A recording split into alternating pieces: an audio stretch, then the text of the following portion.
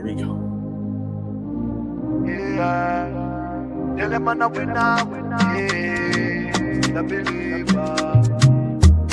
Give thanks, so when me a bleed. Set speed, I carry on now. Big man in town, them shoulda know say me I keep it crown, yeah. Plant seeds, work feed. Well, enough of them want ready band. When the food gone so long, them run. And them can't be found, still man fight the fight, me not give in. Day and night, me keep on building. Way of life, me breathe out, breathing. Oh, oh, oh, oh. Tell them I'm a winner, yeah. Not pop down, not Joe, not turn in a sinner. Oh, man still a believer. Even if we get knocked down, we keep the bounce. Now see me front, you got me from a little and I grow. Come on a winner, yeah. Still a believer. What is going on, folks? Welcome to Friday with the Fellaz. It's only two of us today, the Fellaz.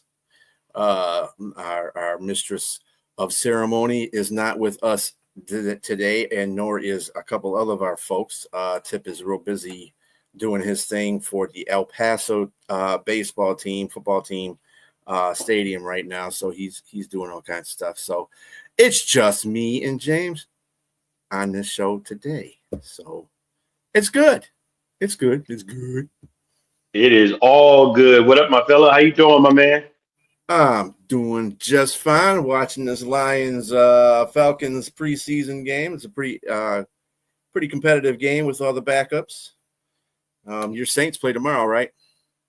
No, they don't play until Sunday at 4 p.m. Oh, I know exactly. I'll have 3 shows before a game comes on that I actually want to watch. But Right. Oh well, great things come to those who wait. We'll see. Hey, but we did see some good stuff from Shadur. Cleveland playing Carolina. Very good. I think he did really good. It's going to cause some confusion in that Cleveland front office there. So that's all it needs. Like I think I said to you this boy, he might not start for Cleveland, but he can start for another team. So I'm not worried. Clearly, he definitely is going to be a starter somewhere, whether it's with Cleveland or with some other team. When cream rises, it always rises to the top, and you can see greatness in him. I just think even playing against a porous, which says a lot about Carolina's defense, but a porous defense with no starters, he still showed he had a little bit of up and down through the first quarter, but then was able to capitalize on a fumble, got a 5-yard touchdown, and then had a 2-minute drive and went down with excellent poise and stature, and was able to throw the ball pinpoint accuracy, mind you. And this is what he's done. He's been doing this his whole career. He's been his whole college career. I mean, he was led the FBS with 74.1 completion percentage, and I just think that he knows how to play the game. He doesn't get ruffled. You saw him. He had someone coming at him in the block. He moved in the pocket a little bit, didn't get ruffled. He threw a touchdown, threw a dime touchdown. It was they got a lot of thinking to do. I just think once. 2 guys are hurt. It's unfortunate for Dylan Gabriel. It's unfortunate for Kenny Pickett. Small hands Pickett. Kenny couldn't pick it. I just don't know, man. It's just it's going to be Joe Flacco. He's already penciled in as a starter. We already know that, but I wouldn't be surprised if Shadur challenges him at some point for the starting job. I mean, Joe Flacco, we've seen what he's done. He's been with Cleveland. Got into the playoff a couple of years ago. He started dwindling. Again, he's a 40-year-old football player. So it's just he's a starter right now. I'm not gonna take it that far because Cleveland clearly don't want Shadur to succeed. When you got the owner who wanted him in the first place, sidestep 2 steps to the left on Shadur. And then, of course, the coach and the GM didn't want him. They wanted Gabriel. So you got a bunch of people in the front office and on the field that don't, you got people on your side too, but players on your side, but the front office is what counts. And he's not going to get a starting job. I don't care if he plays like Superman for the rest of the preseason, because they're going to be stuck on Joe Flacco and Gabriel at the most. And I'm hoping they put Shadur in in a practice squad, so somebody can come snatch him. If that happens, it will, but it's going to be a problem with their fan base too, as well. I mean, you got a loyal dog pound fan base that's been with them through all the bad times, through their good times, the limited ones that they've had, but through all the bad times, they stayed with them, and through all this dysfunction with this organization, you can't make an asinine decision like that by letting this guy go. You got to figure out a way to at least make him your number two. You make him your number two. I think you make the fans happy. It's I just Cleveland. don't see. I don't see exactly. I agree with you that it is Cleveland, but they can't make a bad decision by making him the number three or four. It's got to be the number two. Just at this point, and luck would have it that he was able to get playing time as a starting quarterback. Obviously, you're not going to play Flacco in the preseason in the first beginning, but the other two had hamstring issues, and lo and behold, here comes Shador Sanders playing the game, and he took advantage of his opportunity. That's all you can say. I don't know what is the quarterback that's going to play tonight. I haven't watched. I know he's supposed to play the first half, but are the other two? Is Dylan Gabriel going to play at all? No, he's hurt. The only other That's player what they I have is thought. Huntley. Huntley is Oh, playing. so that's why they grabbed Huntley to bring him in. Yeah. So Huntley's probably playing the second half. Yeah, Yeah, I that think. makes sense. Let me see what they got right now. Looking at the stats, see what quarterbacks they got.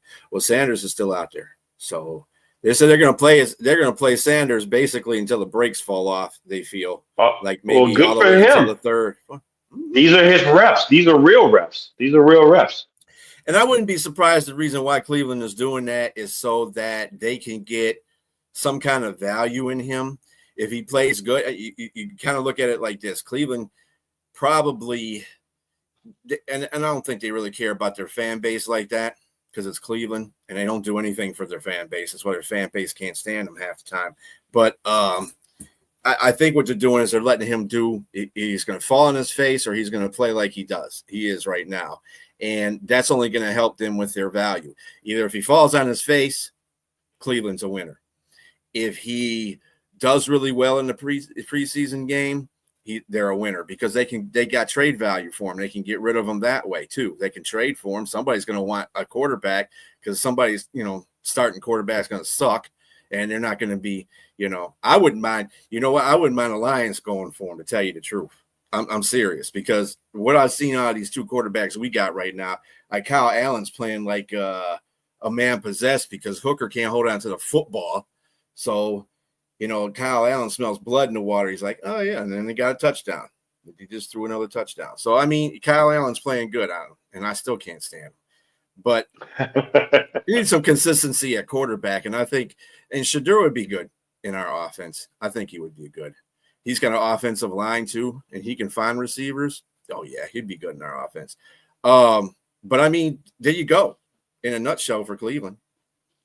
I mean, and he's gonna need a good offensive line because one thing you knocked him on was holding the ball too long in college, and obviously you saw a few that rears an ugly head a little bit in the pros, and particularly in this game tonight. But man, he juked the crap out of scoring but Scoring was able to catch up with him still and force was it fourth? No, it was fourth down and 14. It was 4th and 13 and 4. So he still lost a yard. Yeah, but man, I'm impressed with Shador right now. I think he's gonna do well regardless of his situation. Yeah. Well, actually, now he's got 103.5 rating. Now, Steve-O. Oh, Allen. You're talking about Allen. I'm sorry. Yeah. Kyle Allen's got 153 rating right now. He's balling out. He's taking his advantage right now, seeing that Hooker is not doing his job. So he's taking it. But at the same time, let's see. Dalton was in there for a minute for Carolina today. Did he throw a touchdown? Or was it Bryce Young? Bryce Young was in there first. Bryce. He started, yeah. And then Dalton has taken over for him since then. So Bryce was able to make a connection to Coker. Mm-hmm. So, and there's other preseason games going on, I believe. Let me see here. We have Washington and the New England Patriots playing in right now. The Patriots are all over the Commanders. Again, it's preseason, so it really don't make a difference. Patriots are winning 27-3. We talked about the young man that dude Henderson. Oh my God, that dude is fast. I mean, yeah, lightning quick. He ran a 4.4 in the 40 at his size, but it's. I'll be honest with you, the 4.4 for him seems a bit underrated because he seems a lot faster than that on the field. And that 100-yard kickoff return, it just kind of showcased that. Man, his moves at that speed as well just was electric. And he just was smooth, and the kicker just like, oh, I can't take it anymore. He just nodded his head down to the ground like, I'm not catching this guy, and just hit 100 yards. And even some of the other plays, he had an 11-yard pass, and he trucked somebody, and then he had a 18-yard run. It was just impressive right now so far. And this is again Washington. Washington doesn't have a crappy defense. They have a pretty decent defense. Well, I don't know about their second and third stringers, but yes, their first string's not that great anyway. Their defense is not very good. In fact, it probably got worse in the offseason. They loaded up on offense and really not too good on the defense. But in saying that, last night we saw some more preseason football with Baltimore and the Colts. Baltimore winning 24-16. Richardson, that's Daniel's. I'm sorry. That's Daniel Jones' job right now because Richardson, he got hit on a blind side, which is, I'm sorry, that's his fault. That was his fault. You have to know where the pressure. If you're sending people on the right side and your line sliding left, you got to recognize where the hot's coming from. So, and he didn't do that. He was staring his receiver down the whole time. I was like, dude, you got to make sure you don't have anybody coming in there hot. He ain't feeling the pressure. Especially with someone with his athleticism. He exactly. can, if somebody coming that fast, if he at least would have caught a glimpse of it, he could elude the guy. He could have eluded the guy, and he could have saved his pinky from being turned 90 degrees. So, I mean, I'm not. This is like, what is this, injury number 57 or something? I don't know. I don't know. He was injury prone at Florida. He had one full year. I never understood this pick. He was 4th overall by Indianapolis. I was flabbergasted when I heard this kid got picked that high. I thought he was going to pick maybe late in 2nd round or 3rd, like Jalen Milroe, because he wasn't that good coming out of college. His combine numbers is what got him boosted up to the 4th overall, and they picked him off potential, and they made a mistake. I just think because he was again also injury prone at Florida, and I'm thinking they don't see that he's only going into stiffer competition, and he's going to play against guys that are a lot faster, a lot stronger, and he's going to get beat up. And again, his pinky is the latest injury that we're talking about. We're talking about a broke pinky here. We're talking about pinkies. It's just, I don't know, not man. ACLs, pinkies. Pinkies, yes. Not clavicles, but pinkies. Pinkies. And so, yes. Yeah, he got taken out of the game. They did say he's going to be all right. And he's day to day, and potentially he'll be back Saturday. We'll see. And Daniel Jones, he took advantage of that whole situation. He played pretty solid. He wasn't to super fly or anything like that, but he did play pretty solidly in that game. I mean, Richardson is, he's reminding me of our second string quarterback right now, Hooker. It's like you have all these things going. This is something that's just not right about you. And I think the reason why Indianapolis even drafted him, because they felt that they didn't draft him and somebody else got him and thrived with him, they would be, they would think, oh, man, we had our chance to get that guy, and he's doing really good. You can't think that way. The dude, you got to look at all the history of the player, not just because of his athleticism. You got to look at his skill. You got to look at his injury rating and stuff like that. Those are things you got to look at. Just don't get a guy because he's just a guy that you think is going to do something. Now, he might have done something with another team because maybe that it worked in that team. And I had this conversation earlier today on another podcast where these teams pick up quarterbacks that don't fit their system, and they ruin the quarterback because they expect them. Oh, well, he can just adjust to the offense out there. No, a lot of quarterbacks don't play like that. Quarterbacks, great quarterbacks do adjust. I'll tell you that. But 9 out of 10 times in the draft, you're not going to get a great quarterback in the first round. You're going to get a franchise guy, but not somebody that's going to be lighting your hair on fire all the time. So you have to let that quarterback play within your system. And a good point I made about this was Joey Harrington when the Lions got him. He was a great quarterback, Oregon, but the Lions just destroyed him. He did not. This is not a system that he was supposed to be playing in, and it just destroyed him. When he went to Atlanta and Miami, a whole different quarterback. That dude played well for both teams. So Richardson doesn't fit them. I think Daniel Jones is more the guy that can run that offense. I'm not saying Daniel Jones is a season saver either, because he's not the greatest quarterback, but he fits in that system a lot better than Richardson, in my opinion. And bringing up your quarterback, Hendon Hooker, let's not forget that Hendon was actually a Heisman favorite when he played at Tennessee until he went down with an ACL tear. And I don't know if he's ever recovered from that injury, because he never played again. Another down in college, at the college rankings, and then of course he got drafted in the third round by the Lions. Yeah, and so it was a chance that they took.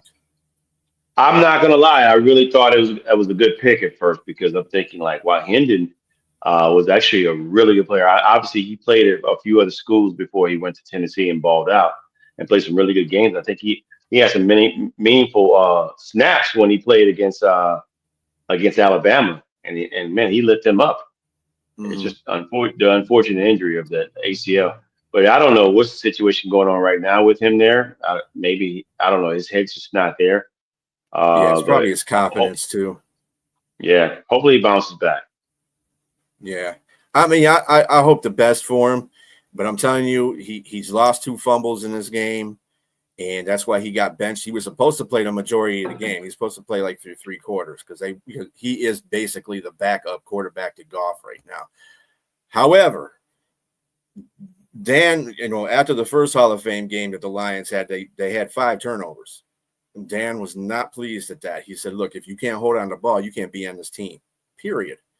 And so what does Hooker come in there and do? Fumble the ball twice. One time in the red zone, too. Not a very opportune time to do it. And he was heated.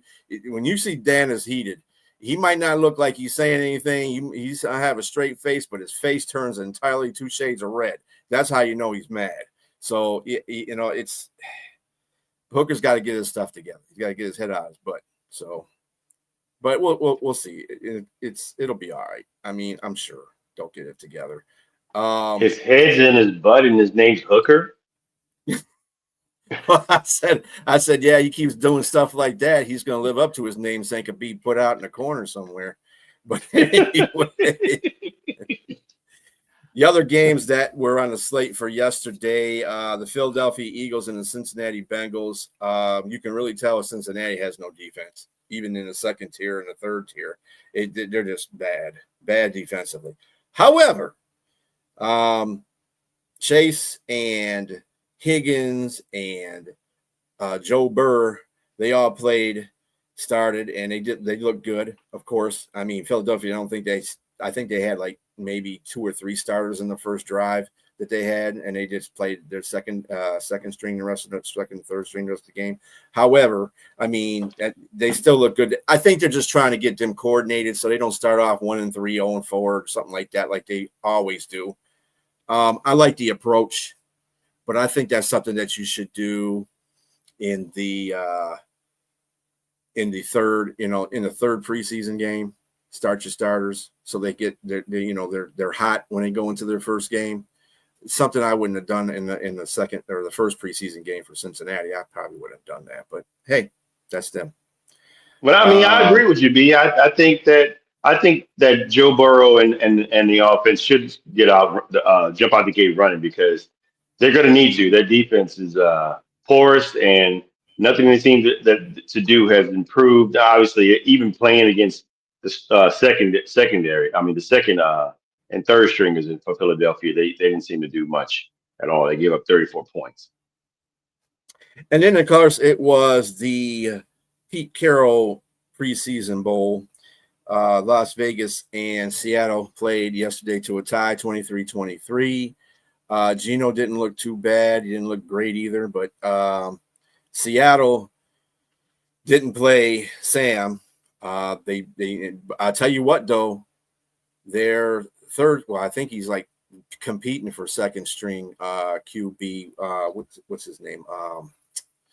I want to say, Milroe. Milroe did a pretty good job. He was 6 for 10 for 61 yards. He ran the ball pretty effectively. He did take a bad sack. But I mean, he played pretty good. I'm telling you, Milroe is going to be one of those guys that's going to come out of nowhere. I think that people give him a bad rap because all they think he can do is run, and he's very effective running. I've seen that they were like they were in their own end zone area, like on a 5-yard line, 3 or 5-yard line, somewhere around there, and he took off and ran for like 20 yards, and that dude is fast. So I mean, he has an element in that passing game where he can use his athleticism. And he's not too bad of a passer either. He made some pretty good passes in that game. I think people underestimate that dude.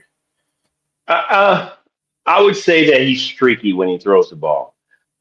He'll have some nights when he played for Alabama that when you're like, wow, this kid is the second coming of Michael Vick. He can throw the ball. He can hit most of his throws. And then you'll have some nights like, what was he thinking? And where'd that ball go? And why is it going the other way? For a touchdown. And so I just think that Milroe needs to work on some intermediate throws. He work on some of those hot reads and work on some of his decision making.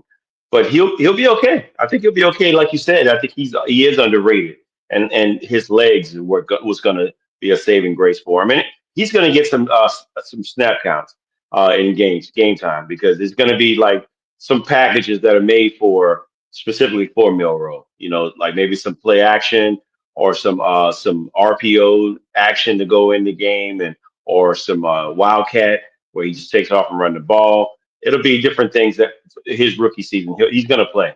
He's going to play in the game, and it's going to be beneficial for them as well. I want to ask you, Genty, what did you think about him? Do you think it's something that he had 3 rushes for -1 yards? He did make a nice little spin move in the backfield on 1 tackle, but the offensive line didn't do him any favors either, because he got crunched by the defensive end when he was trying to make his cut up the field. So, I mean, a lot of people are mocking him right now. It's a preseason game, He's getting his feet under him, and his offensive line didn't do him any favors in that game. And he only had 3 carries. So he's playing for the Raiders, I think, and the Raiders have been known for not being good offensively, especially their offensive line. I think it's going to be a matter of time. And this is a guy that gets carries. He gets carries. The more carries he totes, the better he gets in the game. And you're going to see, like you said, he only had 3 carries. Fine. He got stuck behind. He had minus yards. That's okay. I think if he'd have played the whole game, he probably would have had 100+ yards. We'll see. I don't know. Seattle's defense is pretty tough. I think that's the only thing going for them too. They're another team that has a pretty good defense, but their offense is kind of like.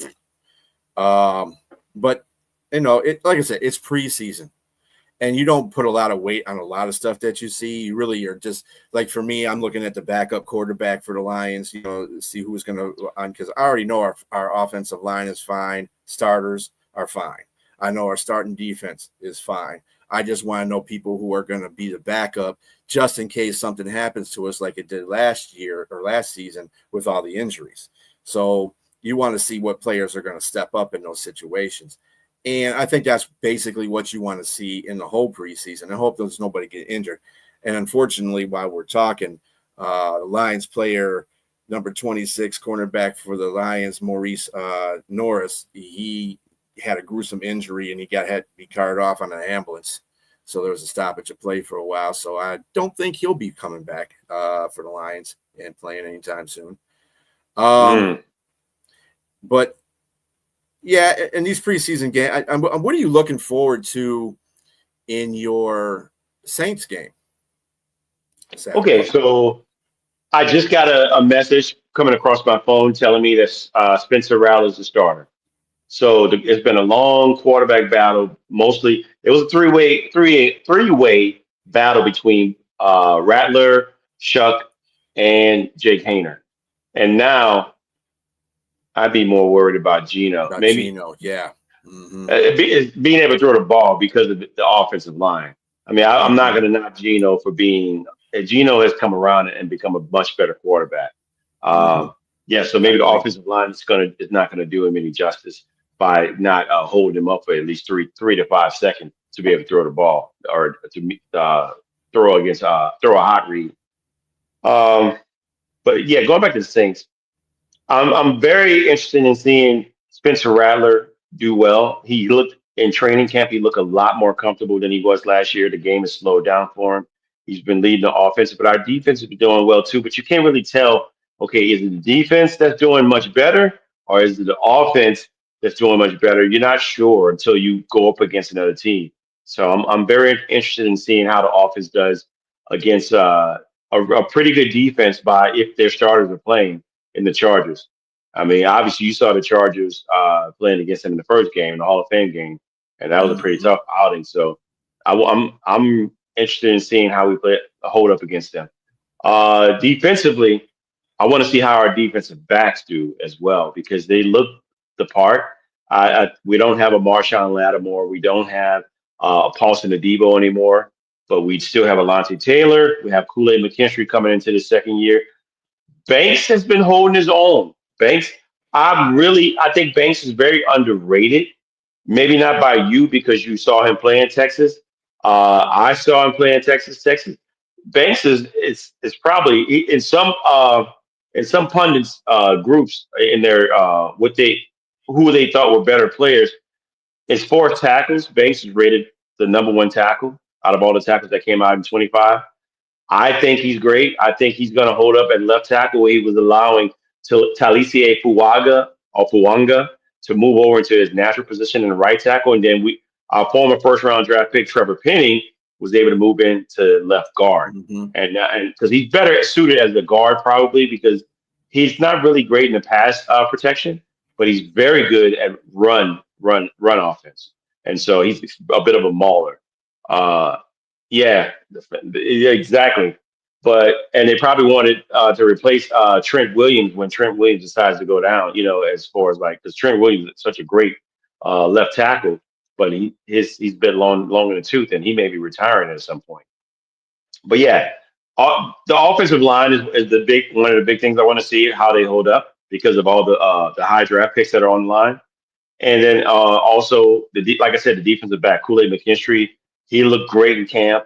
He's doing a lot better, and I want to see these guys be injury free. That's the biggest thing I want to see from the Saints Mm-hmm. is be injury Exactly. free, man, and be able to play and see how. Because I think ultimately everybody's picking him to be the number 32 ranked team in all of football by the end of the season.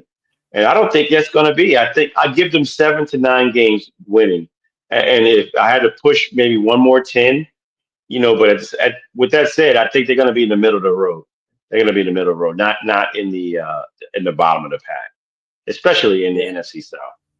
Yeah, you definitely want to finish the game injury free, not like this one here. It was a very, very somber scene. Players on both sides kind of just I don't know what happened to Maurice, but when you have an ambulance come out there in the middle of the field and take you off, that's not a good thing. And it looked like there was some Lions players kind of real choked up about the situation too. So, hoping that everything goes well for Maurice and he doesn't have any problems. But that's That's you don't usually want to see season that. ending. Yeah, you don't want to see any of those problems happen to your team. So, and I hope Not that at all. everybody's team. I hope as much as a competitive that we are, and we're fans of our teams. I don't want to see nobody on anybody's team get hurt. You know what I'm saying? Hey, Exactly. just play right and get out of it without injuries, and we'll go on to the next round. So Absolutely. save the injuries for regular season when it counts. There was a play, by the way. I just want to hype this up because this has been bothering me for a while, ever since I saw the play.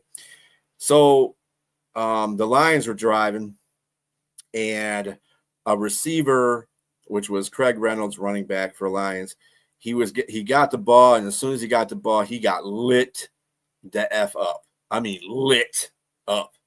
They called a penalty on the guy that hit him, saying that he hit a defenseless receiver. I hate that call. I don't care if it was against the Lions. I don't care. It's a bad call. That is taken away. What you're supposed to do is let him catch the ball and then hit him. Come on. And it was a clean hit. He didn't hit. How about it wasn't a blind it wasn't a blindside hit either? No, He hit him came front directly foot. at him. He hit him with his shoulder on his chest, blew him up, and Craig didn't hold on to the ball because he got hit like that. But they caught he hit a defenseless receiver. Excuse me, what? So this is what I don't like about the NFL these days. You know, that's not football to me. If it was with his helmet,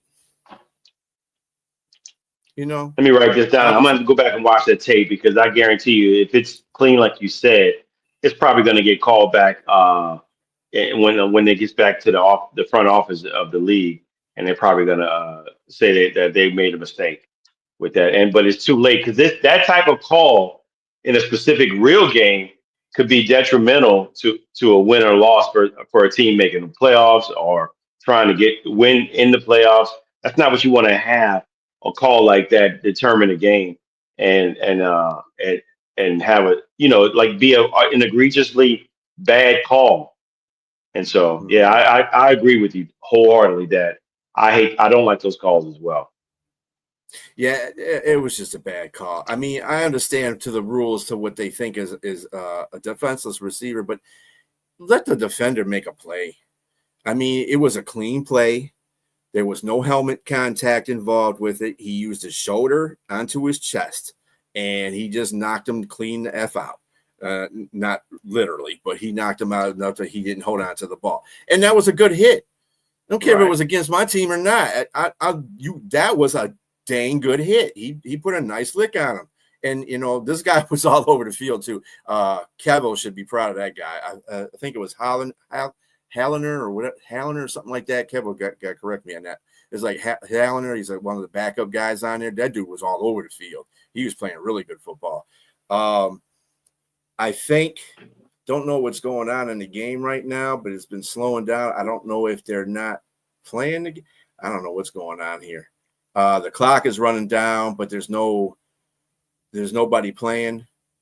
It's like the game stopped. Maybe they're letting the time run out, and they're not going to play anymore of the game. I don't know what's going on here. Maybe that just joggled everybody so bad that they didn't want to continue to play the game because they got the players out here. The clock is running. I don't know what's going on here. What quarter is it? Fourth? Fourth. Mm-hmm. How much time is remaining? 10-17 and counting and down. Oh, wow. Yeah. Yeah, I don't know I haven't really, because I'm not, I got the mute button on, obviously, to be polite to everybody out there and us too. So, I'm not in there. Yeah, I don't know what's really going on here. They're not giving me any kind of word on the old internet here. So I don't know if what it looks like to me is that it was one of those game injuries where it could have been like a near death, like a Buffalo Bill guy. It might have been close to that where he was near death. I don't know. Yeah. Because these guys are not playing. They are just standing on the field, letting the time run out. They are not playing at all. There's a lot of people on the sidelines, a little bit tears streaming down their face here a little bit. That's not a good thing. Well, so did you get you got the message from Fern? Nope. You got a message? Did you put one out there? Yeah, oh. I mean, text message. Yeah. Oh, okay. Let me do that real quick. Is there any other games that you are interested in watching in this preseason? I mean, for this week, besides on Saints? Not really, honestly. I want to watch them all. Let's just put it that way, because there are a lot of young rookies that I want to see play. I want to see guys that like Tre'Davion Henderson. We saw. Obviously, we're not going to see his running mate that got into the domestic dispute down in Florida. So I don't know what's going on. He didn't play with Cleveland tonight. Yeah, So he ain't gonna do is that he until is they he figure is that he out. yeah. I want to see some defensive players. I didn't see. I think was Shamar Stewart was he a no Uh, show? I think Shamar got paid. Remember, so I No, don't as know if far he as playing, played in it. was he on a yeah? Did he play in that game? I gotta see. Let me check it out. See what his stat line was if he was on there. He might have Yeah, I played. didn't, I would think that he would have to play because once you got a right, contract and everything is good, go out there and see what we can do here. I don't see him on the stat line. right. Oh So yeah, yeah, I there he want to is. see. So yeah, he played. He had a tackle. I Yeah, think he only played like maybe a quarter. It looks like. Yeah. So he played. I want to see some rookies get out there and ball, man. Tonight, like watching Shador. He's not the only one I want to see ball like that. I want to see some other and I was even excited. And I'm of course I'm not a fan of Carolina, but I saw Ted McMillan make a great catch. I mean, it was Yeah. one of man. It was, and he got toe tapped and got himself Mhm. inside. That was an excellent catch because the guy was all over him. He was right there. But it was a great. It was even better throw. It was a really good Mhm. throw too. Yeah. He's But then he's you saw, he's he's going to be a pretty good player. Tech's going to be a pretty good player. I just think that he's not going to be Brian Thomas like. I think he's going to be a pretty good level receiver, but he's not going to be on a level of Brian Thomas. yeah, Brian you could Thomas, see this dude. he's not. I don't. He doesn't look like a great route runner. Oh, Brian Thomas, man, out of LSU. I knew he was going to be great. I saw when the Jags picked him later in the 20, like at 20 or 21, whatever he was picked at. I was like, they got a dog with going to that team. And that's why I like mentioning LSU because as soon as I say LSU, James, your eyes get like that big. Oh Yeah. man, come on, brother. I mean, it's wide receiver university, man, and DBU. There's a Yeah, they lot of stopped tough it. players coming. They Just stopped the a game. quick update. They stopped the game at 6:19. Yeah, the game is over. So I guess that they were letting the clock run down until they got word from the NFL office to stop the game, and then the NFL told them to go ahead and just stop the game. So at 6:19, fourth quarter, that's the end score, 17-10 Lions. That's it for that game. So that must have been Was it something a that shook leg the hell up injury? out of. When you leave on an ambulance, I mean, leg injuries happen. Even when you get ACL or something like that. Even when Aiden Hutchinson had that gross injury to his leg, he didn't have a ambulance come cart him off. He had, the truck, little truck that they have got him. This might be something more serious. So Maybe like a DeMar Hamlin situation? yeah, that's what I'm thinking. Hmm. Please tell me what's going on here. I hope not, man. Yeah, I hope it isn't that bad either. But the way these players are acting, I mean, they're all solemn right now. They're just not, everybody's looking around like, what the hell just happened? I mean, And they were all was it they were all standing in the middle of the field. The offense of Atlanta and the defense of the Lions were all just standing in the middle of the field while the time was just running off the clock. So was it a I think, DB or was it a yeah, it linebacker? was a DB. Maurice Norris is a DB. Yeah. Yeah, Wow. he was slated to be a backup safety too. He was one of the players. I know you don't follow the Lions, and a lot of people don't follow the Lions, obviously, but one of the training practices, one of the first couple of weeks of training practice, he Hmm. decided he was going to get all angry and take it out on one of his teammates. And Dan Campbell told him to get the F off the field and said, don't come back until you adjust your attitude problems. And he got disappointed because of that, because he thought he was playing hard and he was just showing his playmaking ability through his frustration. And Right. obviously he wasn't. For Dan to kick you off the field, you got to be doing something really bad. So, because Dan loves that kind of tenacity, but his eyes are open, but he's not moving. So it could have been a paralyzed incident here. Oh man. Yeah, Brett, tell me what happened. I mean, because I got it on mute. Obviously, I can't play it in the first place because it's NFL rules, and you can't be doing that. We'll get flagged for sure. But yeah. Anyway, yeah, I'm interested in seeing. Like, I wanted to kind of see that, all of the Cleveland game, but because the Lions game is on, it was I was switching back and forth, so I was able to see Shedeur play a little bit. Enough. I saw a touchdown he threw, and I saw that he was moving the ball pretty well against the starters of the Carolina defense. So I was like, hey, he's doing pretty good. So I mean, I've been trying to do that. I'm not really interested in the New England Commanders game because I already know New England is going to be pretty good as far as their backups are concerned. They got a pretty good level playing field right now for them. They should give Buffalo some kind of pressure in that. I'm not saying win that division because Buffalo is too much for them, but they're going in the right direction. I mean, you got a good coach there, Mike Vrabel. Josh Childress is there as the offensive coordinator again, so that'll be great for them. The sky's looking up for New England. And the Commanders are the Commanders. Especially with Stephon Diggs and his pop rocks. The sky is definitely looking up. Oh, did you see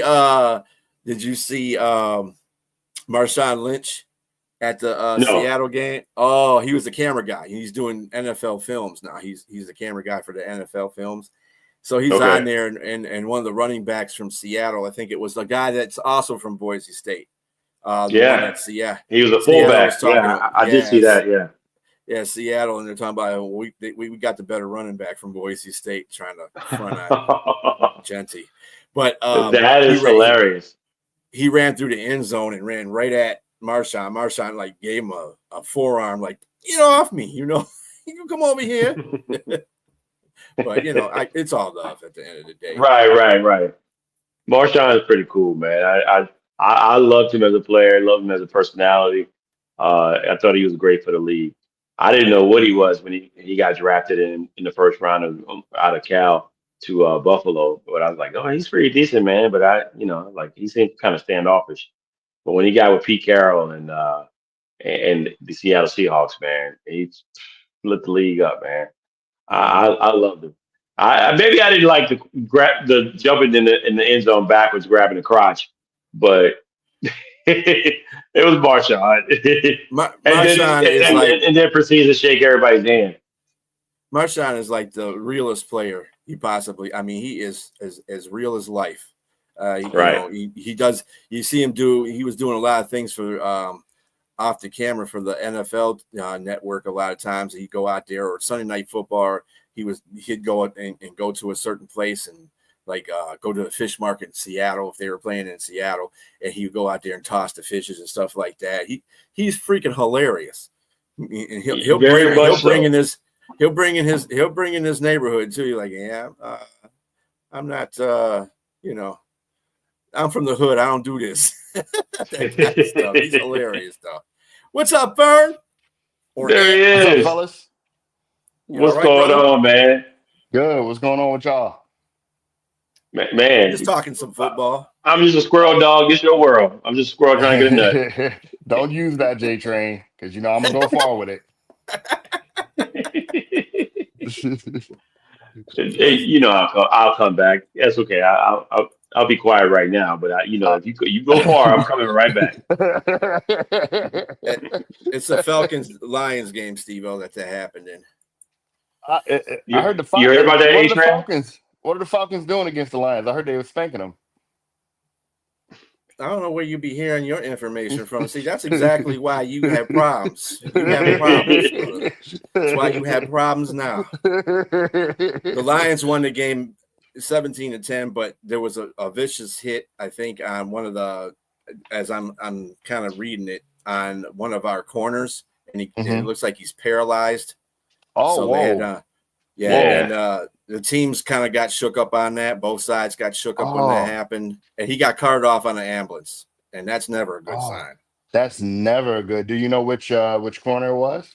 Yeah, it was Maurice Norris.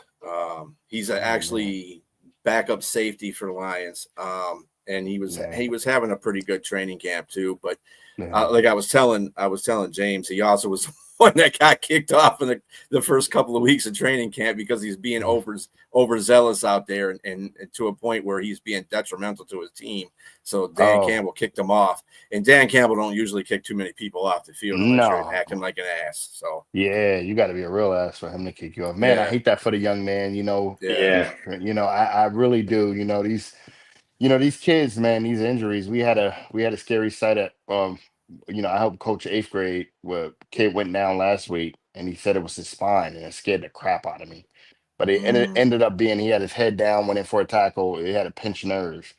But Mhm. you kind of, during that time, you kind of reflect. He's down on the ground, we're waiting for the ambulance, and you're like, is it really worth it? Like what do you kind of you just yeah, a whole bunch of thoughts go through your mind, it's yeah, and it's hard. It's hard.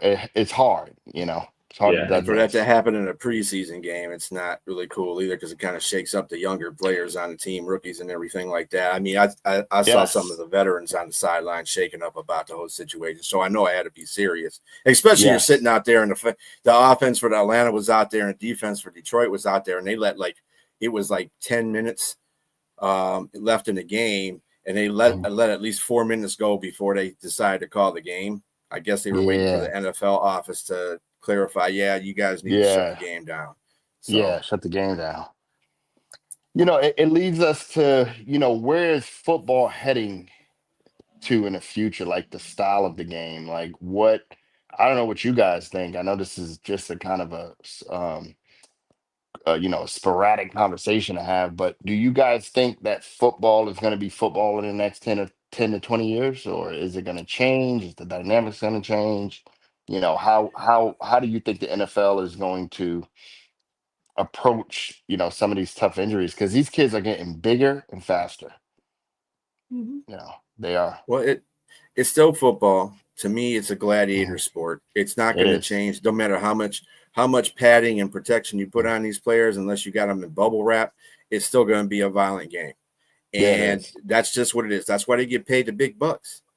Yeah. And like I was telling JTrain earlier, there was a play that one of the Atlanta safeties made on one of the Lions running backs and hit him square. I mean, blasted him. And they Mm. called that a penalty because it was a defenseless receiver. I'm like, well, what else is he supposed to do? Just let him catch the ball and then tackle him? I mean, that's dumb. Come on. They're taking elements, and I think what it is now that the NFL is being so careful about stuff. They're treating everything with white gloves that it's turning the game around, and now players are not. They're being too cautious, and when you Yeah, start being cautious in a violent game, injuries happen at a lot bigger rate. So absolutely. I would just say, you know what, you need to go back to the way it was in the 90s. That was kind of like a square of defense versus offense that you could deal with. Hits are going to happen. Yes, and you can still have the rules where you don't hit somebody with the crown of your helmet. That's a rule that should be enforced. But other than that, I mean, you got to let these players play. This is what they do. This is their job. Well, this Yeah. is what I So, think. I think Mhm. that with the rise of the wussification of our of our society, Yeah. uh, that's there's true a too. and the more access and knowledge to things like CTE and dementia and different things like that. I think the NFL is not a coincidence that they're kind of dabbling in flag football, and I think that they're like exploring, Olympic, that's an international uh, audience that's going to view this game, and if people are playing this, who knows, maybe not now, but maybe 10, 15, 20 years from now, where the game will be and where it will change in the Mhm. trajectory that they might want to go. They're not telling us, but they're kind of telling you. I think just little subtle Yeah. hints here and there saying that we might have to change the game because ultimately, like what B said, the game is too violent. And but the thing is, it's the highest paid sport in all of sports.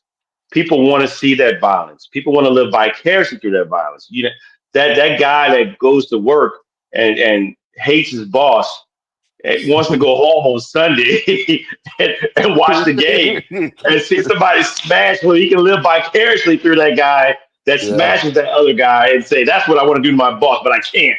But I'm gonna you do this. can't. I'm gonna stand right here and wear this jersey of number 56 and watch LT take down somebody like the quarterback for the Washington Redskins and was I can't even think of the guy's name. He went the Theismann. commentating. Yeah, Joe Oh, Theismann. Theismann, yeah. Yeah, yeah.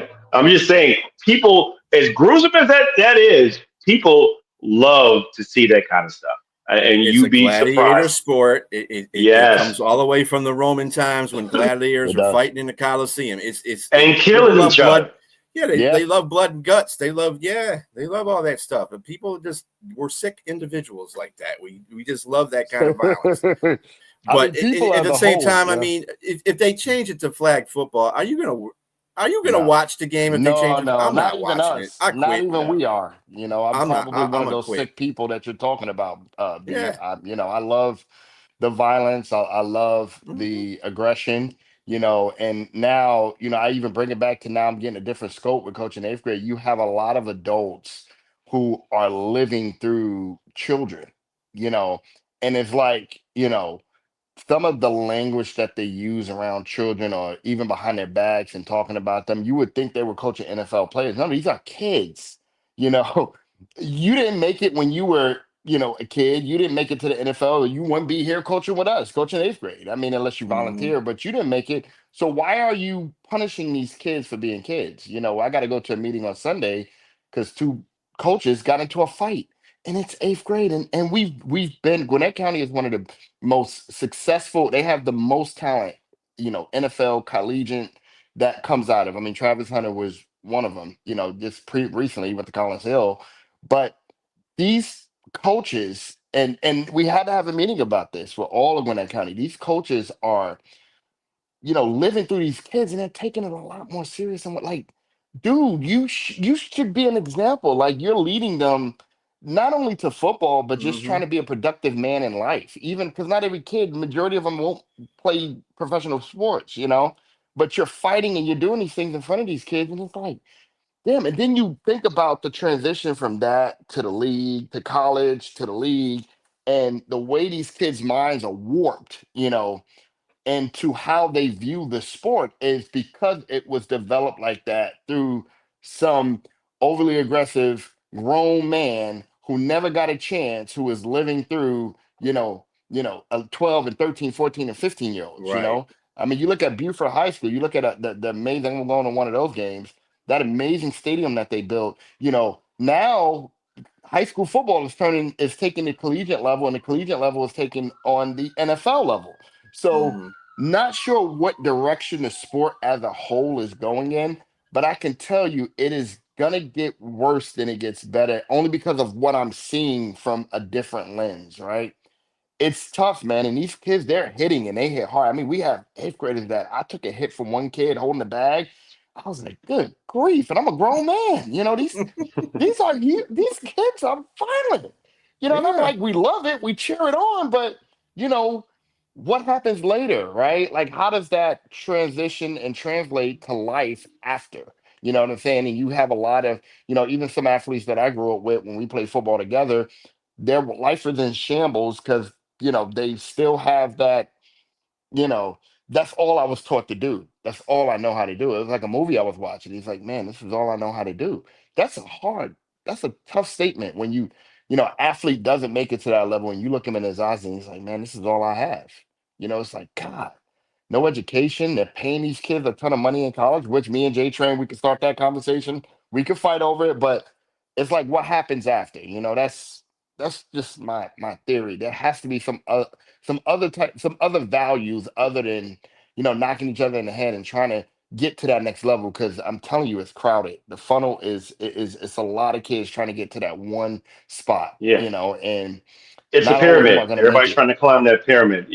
I agree with you with needing to have a backup plan.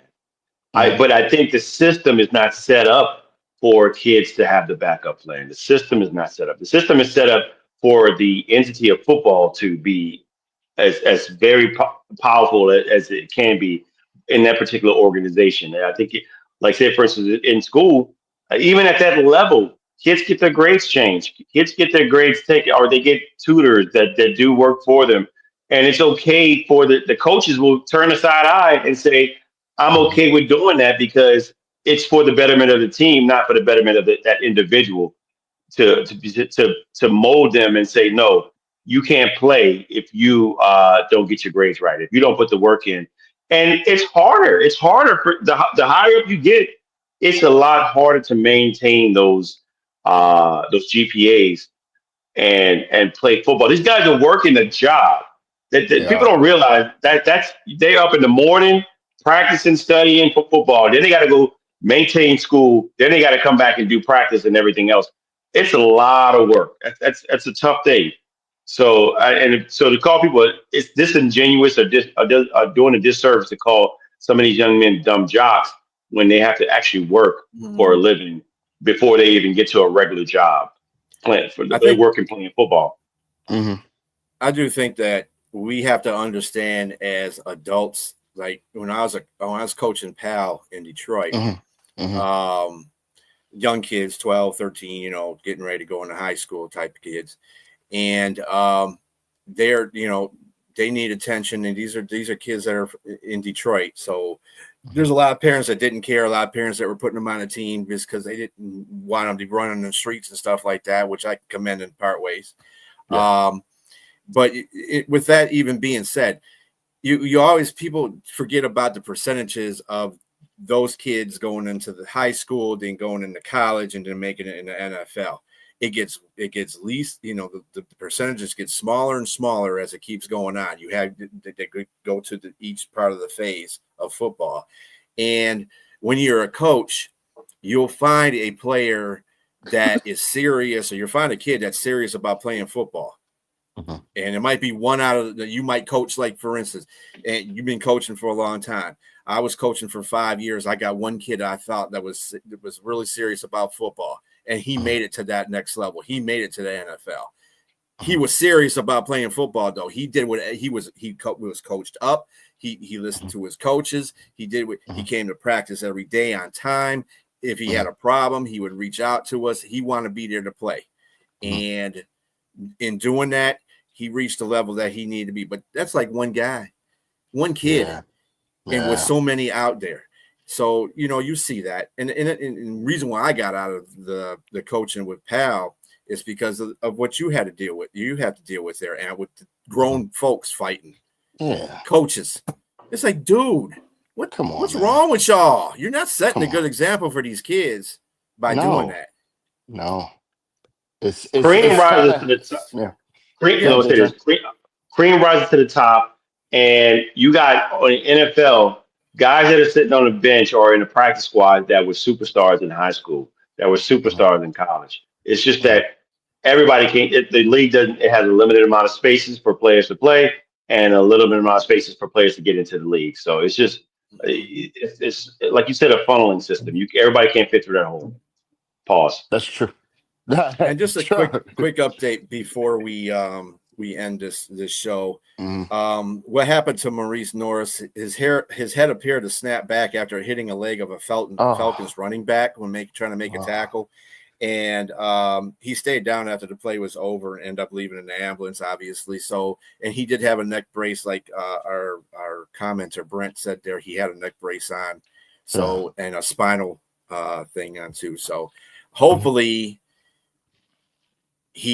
it's not serious. It's just something Mhm. that just temporary, because Mhm. sometimes that happens. You get the paralyzed temporarily, and then everything all the feeling returns back to your extremities.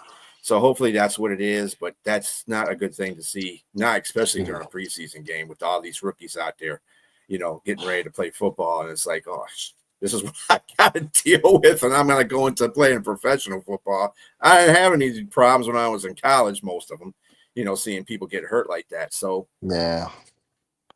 I sure hope he's okay, man. God, Yeah, Me that's too. prayers out to him. Yeah. yeah, that sucks. That really does suck. Yeah, God. But anyway, gentlemen, we are ending this show. Thank you, Ant, for showing up. That was great of you, man. I know. I Sorry wish we can about get that, you out here more, man. We need to get you out here man. more. Hopefully by You and November, Kevo. everything. Yeah, me and Kevin. Hopefully by November, my schedule free up more. I would be more than happy to come on, man. This is fun. I hate that I You came talk. in late. You know. Yeah, well, you're It's all talking like good, man. Sonja now. Yeah. Sonja, I'll be coming in October. Okay, Sonja, do your thing, girl. Don't worry about us. We got you. But yeah, she doing we big understand. things. We understand where you're coming from, though, because Yeah, you're doing your coaching thing and stuff like that. So that's cool. yeah. Thank you, But guys. anyway, everybody have a very good rest of your evening. We'll see you tomorrow morning. Me and James will see you tomorrow morning on the debate show and on Sunday on the Sunday Sports Show. Everybody have a great night. Work and win a lose a man a winner, and that's for certain. Never take no program, come me and me own dance. So me go and shut and shut and shut. Tell them man a winner, yeah. Nap up, don't not, Joe, not turn in a sinner.